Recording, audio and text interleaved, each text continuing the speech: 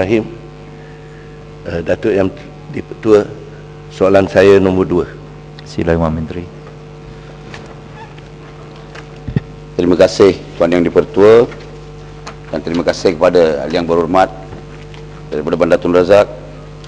Untuk maklumat Ahli Yang Berhormat, bagi Bandar Tun Razak, Terminal Bas Plaza Rakyat merupakan salah satu komponen di dalam fasa 1 projek pembangunan Plaza Rakyat di Jalan Pudu.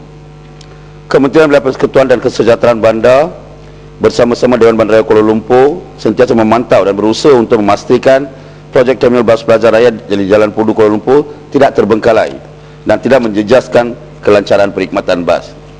Untuk maklumat Ahli Yang Berhormat, pihak Plaza Rakyat Sendian Berhad Pemaju telah mengemukakan cadangan untuk syarikat Global Upline Sendian Berhad GOPSI mengambil alih projek Plaza Rakyat. Beberapa siri perbincangan telah diadakan dengan pihak Kementerian Belia Persekutuan dan Kesejahteraan Bandar dan juga Dewan Bandaraya Kuala Lumpur, dan seterusnya Jawatan Kuasa Penswastaan dan PFI di Unit Kerjasama Awam dan Swasta Jabatan Perdana Menteri bagi menyelesaikan isu projek terbengkalai ini. Terkini satu memorandum kepada Yang Amat Berhormat Perdana Menteri sedang disediakan oleh pihak UKAS JPM bagi mendapatkan keputusan seterusnya untuk menangani projek ini.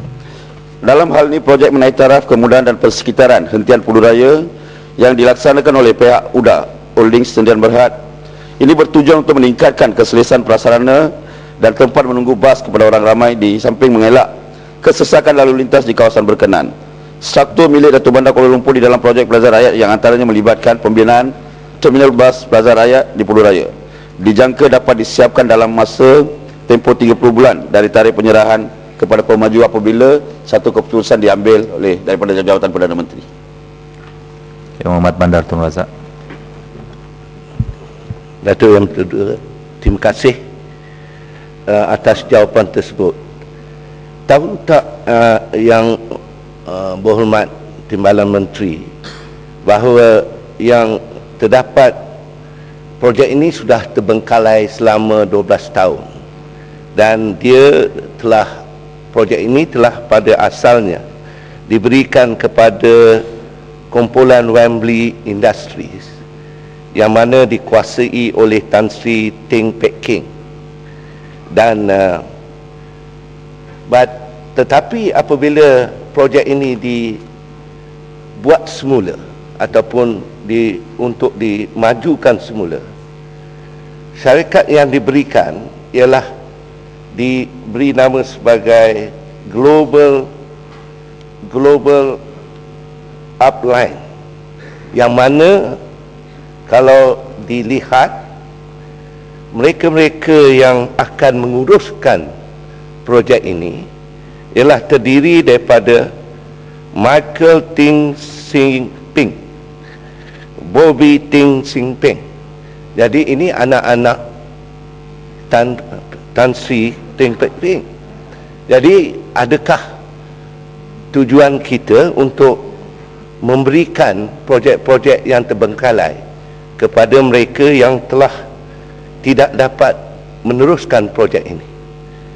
Kedua, adakah Timbalan Menteri tahu tentang kumpulan Maju Holding di bawah jagaan Tan Sri Abu Sahid Muhammad yang diberikan kontrak membina terminal pengangkutan bernilai 570 juta?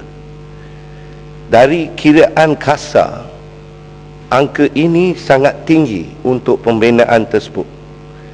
Boleh tak Yang Berhormat memberi jaminan kepada Dewan ini yang mengikut syarat-syarat yang telah diberikan oleh Yang Amat Berhormat Perdana Menteri dan Menteri Kewangan tentang value for money, dengan cara walaupun kontrak ini tidak ditender, membuat kiraan supaya kontrak ini dibagi mengikut kos pembinaan yang benar-benar dilakukan. Ya, ini soalan ni. Kos benar-benar yang akan dilakukan, dan dengan hanya memberikan pulangan kepada kontraktor itu 7 ke 8% saja. Ya, supaya itulah konsep yang dipanggil value for money. Jadi saya harap mendapat perhatian daripada Timbalan Menteri.